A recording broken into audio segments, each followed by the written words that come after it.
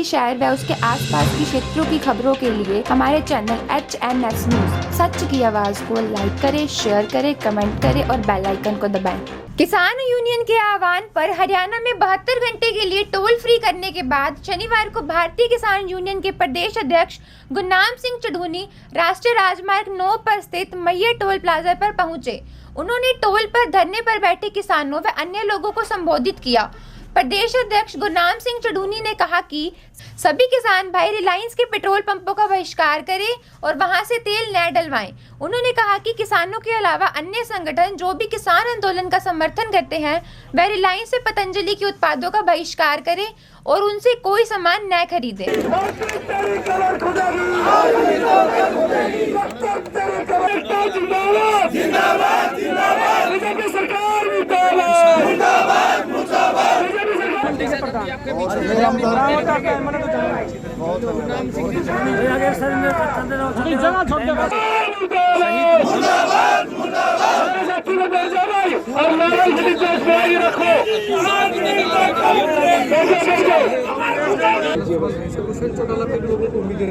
क्या कहेंगे दोनों के बारे में? देखिए, पहला तो मैं ये कहना चाहूँगा कि जो राजनेता होते हैं बड़े शातिर होते हैं।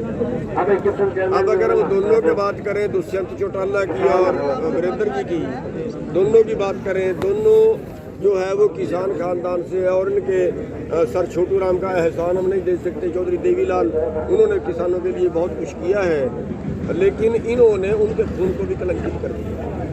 दुष्यंत चौटाला को जो वोट दिए थे, एंटी बीजेपी वोट दिए थे, लेकिन उन्होंने सारी वोट बेच ली, किसानों की पीठ में छुरा मारा और अपना उप मुख्यमंत्री कुर्सी उसके बदले ले ली। और दूसरा वीरेंद्र जी हैं, वीरेंद्र जी का आप कह रहे हैं हम किसानों के पक्ष में हैं, लड़का MP है। अगर वो सच में किसानों के हितैषी हैं तो पहले तो उससे लड़के से रिज़ाइन करवाए ना, MP से उससे रिज़ाइन करवा के आए। तो लेकिन चिपके बैठे हैं, कुर्सी छोड़ने के लिए तैयार नहीं है। तो इन्होंने जो है दोनों जो हमारे किसान नेता थे उनके खून को कलंकित। JJP के एक तो विधायक हैं, वो तो समर्थन करते हैं लेकिन पार्टी नहीं करती, उनके बारे में देखिए, जो विधायक समर्थन कर रहे हैं अच्छा है, उनका धन्यवाद है, लेकिन छोड़ के आ जाना चाहिए हमारे बीच में।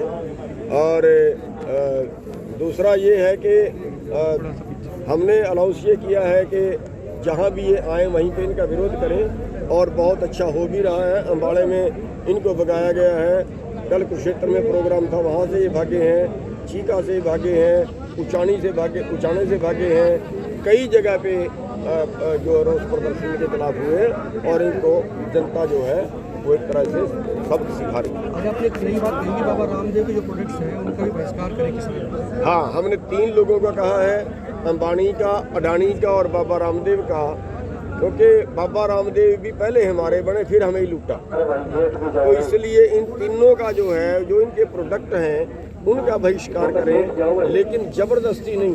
ये नहीं कि किसी के दुकान का ताला लगा दिया हमने, किसी के पेट्रोल पंप का ताला लगा दिया हमने। तो हम लोगों को समझाएं, एक जन भावना उनके अंदर पैदा करें कि जो हमें लूट रहा है उसका हमको सहयोग, हमें लूट रहा है उसका हमको सहयोग।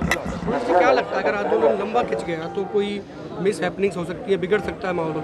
देखिए, सरकार भी यही सोच रही है कि आंदोलन में किसी न किसी आंदोलन का लंबा खींच दिया जाए और उसमें किसी न किसी तरह की गलती हो जाए, और वो जो गलती हो उससे फिर आंदोलन को बदनाम कर दिया जाए, जैसे जाट आंदोलन को बदनाम कर दिया था। लेकिन इस आंदोलन पे परमात्मा की असीम कृपा है, और ये उसकी एक रहमत है कि अभी तक कोई ऐसा हादसा नहीं हुआ। अभी तक तो जो किसान हैं वो तो 35-40 किसान मर चुके हैं आंदोलन में। एक बड़े पहुँचे हुए संत बाबा राम सिंह जी, वो भी ये कह के शहीदी दे गए हैं कि मेरे से किसानों का दुख देखा नहीं जाता, और औरतें बच्चे सड़क पे पड़े हुए हैं, कोई अपना मेडल वापस कर रहा है, कोई नौकरी छोड़ के इस आंदोलन की आवाज़ उठा रहा है। मैं अपनी जान दे के इस आंदोलन की आवाज़ उठाता हूँ, लेकिन उसके बावजूद भी जो देश के हाकिम हैं, मोदी जी हैं या बीजेपी सरकार है, उनकी आत्मा नहीं जागी। आज आपने चुनाव को लेकर भी बात की, अपने भाषण में कहा आपने कि नगर निगम नगर परिषद बीजेपी का। हाँ, हमने सबसे ये बेनती की है, ये एक तरह से अनाउंस किया है कि हरियाणा के अंदर चुनाव है, अभी म्यूनिसिपल के हो रहे हैं और कुछ दिन बाद पंचायतों के भी होंगे। जो भाई इस आंदोलन का समर्थन ना करे। ये धर्म युद्ध है, देश को बचाने का युद्ध है। इस धर्म युद्ध में वो जो समाज के साथ ना खड़े, जो इसका समर्थन ना करे, उसको वोट नहीं डालने, बाकी जिसको मर्जी डाल देना। विपक्ष का कितना समर्थन मिल रहा है किसान आंदोलन को? देखिए, विपक्ष का हम उनको स्टेज पे नहीं चढ़ने दे रहे। वो समर्थन करने के लिए आते हैं, लेकिन सरकार को ये कहने का मौका ना मिले कि ये आंदोलन विपक्ष करवा रहा है। कह तो फिर भी रहे हैं वो, लेकिन हम उनको स्टेज पे नहीं चढ़ने दे रहे और अपनी मर्जी से वो जो करते हैं वो कर रहे हैं। तो उसमें ये नहीं है कि हम कोई उनसे किसी तरह की हेल्प ले लें, जो कोई उनसे कोई फंड हम ले रहे हों या कोई ऐसा कर रहे हों, ऐसी किसी तरह की वो हमारी मदद नहीं कर रहे हो, ना ही हम उनसे ले रहे हैं। देखिए हमने कब कहा कि फसल के साथ वो ज़मीन भी लेते हैं? हमने तो कभी नहीं कहा। लेकिन जिस कानून की वो बात करते हैं, कॉन्ट्रैक्ट फार्मिंग की, उसके साथ ये हुआ कि एक किसान ने हल्दी का सौदा किया और हल्दी बाज़ार में सस्ती हो गई तो वो छोड़ के भाग गया, और अगर हल्दी बाज़ार में महंगी हो जाती तो हम देने के लिए मजबूर हैं। ये उसमें कमी है। यानी दोनों तरफ जो है वो कॉन्ट्रैक्टर का फ़ायदा है।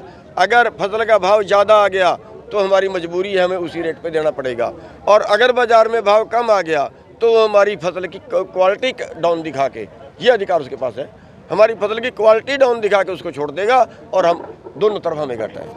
जी, कल अमित शाह जी ने कहा है कि सरकार खुली वार्ता को तैयार है, संशोधन करने को तैयार है, और अगर किसान इससे संबद्ध करते हैं, एग्री होते हैं तो तैयार है। बिल्कुल, हम आपको बता दें कि अमित शाह जी कुछ मानने को तैयार नहीं है। उन्होंने जो लेटर भेजा है उसमें कहा ये काम स्टेट सरकार देखेगी, वो काम स्टेट सरकार देखेगी। उन्होंने उसमें कुछ भी स्पष्ट नहीं किया, और जो जमाखोरी का कानून है उसको तो छुआ तक नहीं है, और जो मंडी का कानून है उसमें भी उन्होंने कोई ख़ास बात नहीं की। उन्होंने केवल ये कहा हम इसमें भी थोड़ा टैक्स लगा देंगे, लेकिन ये नहीं माने कि प्राइवेट मंडी नहीं खोलेंगे। आप देखिए, सरकारी स्कूल के बराबर में प्राइवेट स्कूल खोला तो सरकारी स्कूल ख़त्म, अस्पताल खोला तो सरकारी अस्पताल ख़त्म। उन्होंने BSNL दूसरी कंपनियां खोली, BSNL ख़त्म। अब वो मंडी के बराबर में प्राइवेट मंडी खोलेंगे तो मंडी ख़त्म। और दूसरा मैं बता देना चाहूँ कि वो ये कह रहे हैं हम MSP देंगे, MSP देंगे, जो सबको पूरे देश को भ्रमित कर रहे हैं। MSP देना और चीज़ है, MSP पे खरीदना और चीज़ है। देने का मतलब है MSP तय करना। MSP तय करना वो कर रहे हैं, वो करेंगे भी आगे। लेकिन जहाँ तक खरीदने का सवाल है, मैंने उनसे सवाल किया कि अमित शाह जी आप ये बताइए, आप 23 फसलों का MSP तय करते हो, क्या आप 23 फसलें जितनी देश में पैदा होती हैं उनको MSP पे खरीदोगे? तो उनका क्वेश्चन था नहीं खरीद सकते, किसी हालत नहीं खरीद सकते। अमित शाह जी का खुद का बयान है, और मैं आप मीडिया के माध्यम से आज फिर मैं मोदी जी से सवाल करता हूँ कि अगर वो खरीदने के लिए तैयार हैं, वो स्पष्ट करें देश के सामने अपनी हालत। नहीं खरीद सकते तो देश को बताएं कि हम नहीं खरीद सकते, क्यों नहीं खरीद सकते ये भी बताएं, कितने % खरीद रहे हैं वो ये भी बताएं, और अगर वो सारी खरीदने के लिए तैयार है फिर उनको बयान देना चाहिए कि जितनी देश के अंदर पैदा होगी हम सारी खरीद देंगे। साफ करनी चाहिए, देश को गुमराह ना करें। देश को गुमराह करने से जो दूसरे लोग हैं उनको ये नज़र आ रहा है कि पता नहीं किसान अपनी जगह पे गलत हैं। हमें कोई राजनीति नहीं चाहिए, हमें कोई स्वार्थ नहीं चाहिए। हर खबर पर नजर HNS news. Contact number 9992349992, WhatsApp number 9354872062।